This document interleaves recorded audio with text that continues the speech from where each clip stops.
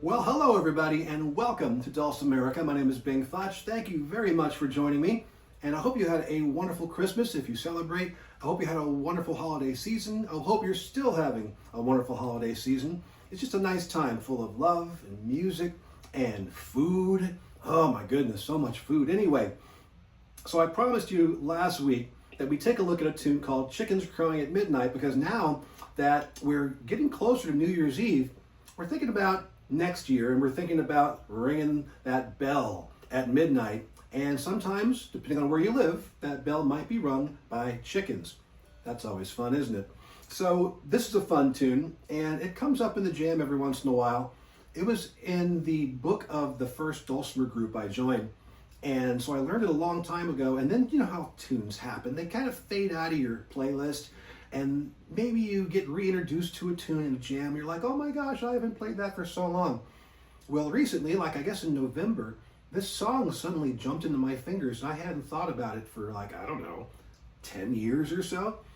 So I looked up some of the other versions that were out there. Mary Z. Cox plays one. There are a lot of string bands that play it. Not a lot of mountain dulcimer players, but there are a few that remember it back in the day. So let me go ahead and show it to you. And by the way, you can download the tablature for Chickens Crowing at Midnight down here at this link at patreon.com, where I hold court and do a lot of my work.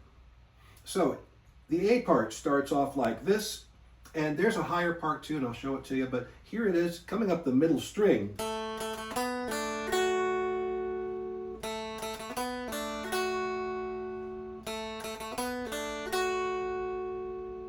Okay, that 3 times. And the last time, we're going to get into an A, but our melody is going to start at the 2nd fret with F sharp. And then this fun little thing, my ring finger is going to go, and then my middle finger will grab the middle string, and then an open strum. So 102, watch my fingers on that. Ring, pull off, and then middle, pull off. Do that a few times.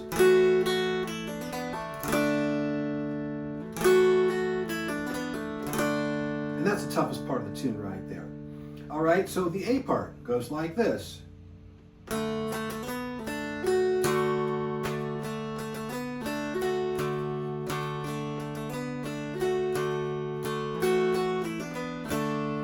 And you'll see I've written in that bass part in there in the music.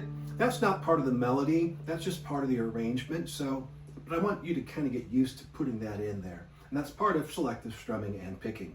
So the A part.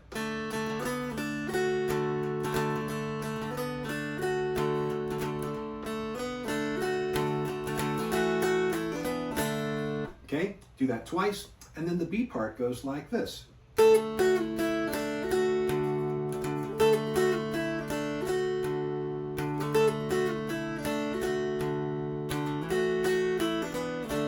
Got that same little tag at the end of the B part that was at the end of the A part.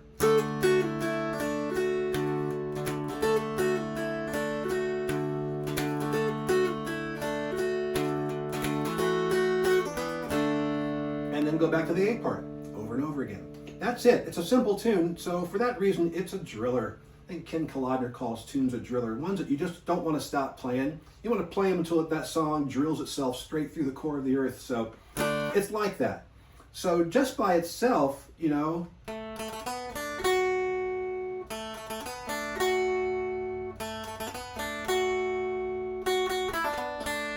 right? Melody. And then the B part.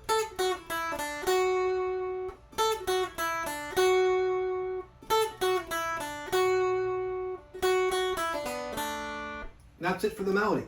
So everything else I'm doing here is that selective picking and selective strumming. And you notice we have a lot of clear notes in here. A lot of notes that are being held for a long time, and we don't want to cut into them, otherwise we get something that sounds like this.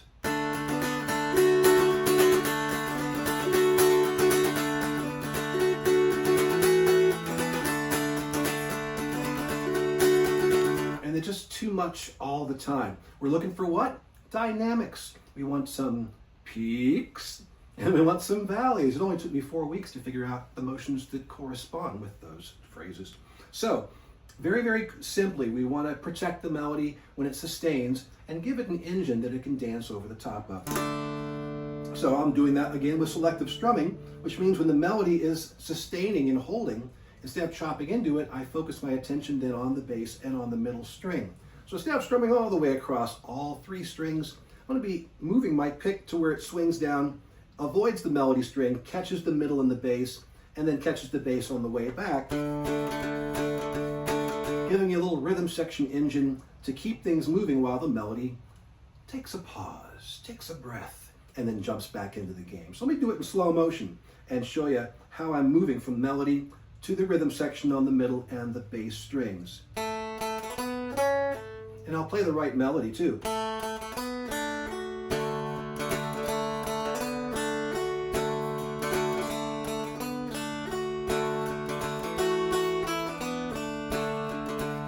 So it's like a call and response. The melody part plays, and then there's a chong, cha-cha, chong in the background. And then the melody plays, and then the chong, chong, chong goes on. Not exactly chong, chong, chong, but you know.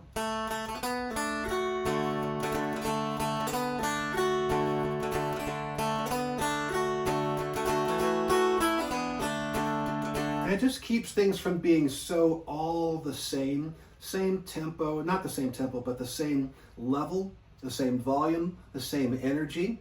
We get sort of a push and pull between the melody and the other side of the dulcimer. And it's like watching a ping pong match, a very, very small ping pong match, back and forth. Same thing with the B part.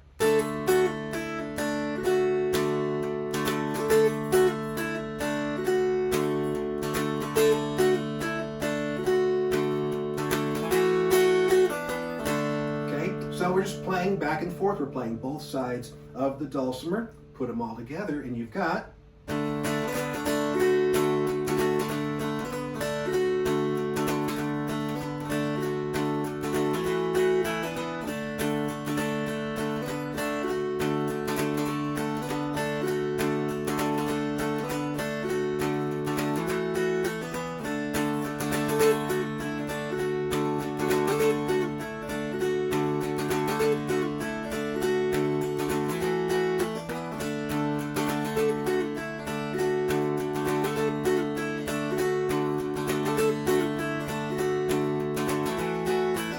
even take it up high.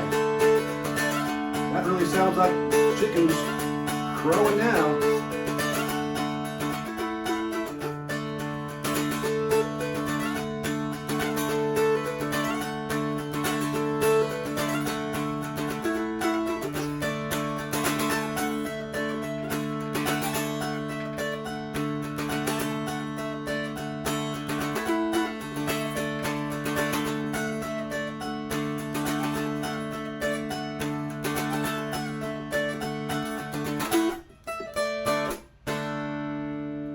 And there is some Chickens Crowing at Midnight, an old tune from, at least from my dulcimer history, and one that's been around for a little bit. It's a lot of fun, and I love hearing it in the jam, and I hope you do too. The tablature, once again, is down at patreon.com, where I've got tons and tons of music, tons of workshops. Monthly workshops have been going on all this week, or all this month rather, on Tuesdays. And in 2026, that's going to continue on, not the Tuesday part, but 4 monthly workshops every single month, and a lot more where that came from. It's $5 a month to join my Patreon. You get all my books, all my CDs, all my workshops, all my videos, and exclusive content every single week. For $5 a month, that's it. My prices have not gone up, and they will not go up. And I love my community of patrons, so hopefully you'll come over and join us sometime soon.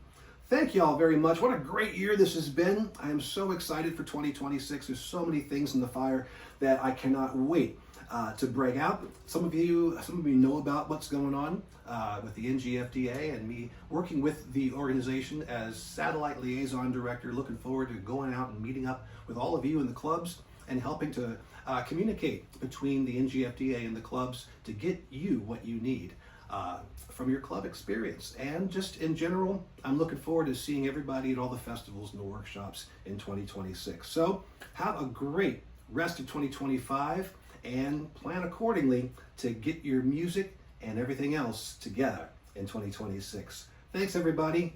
Peace and goodwill unto men and women and children and cats and dogs and lemurs. Thanks. We'll see you next time.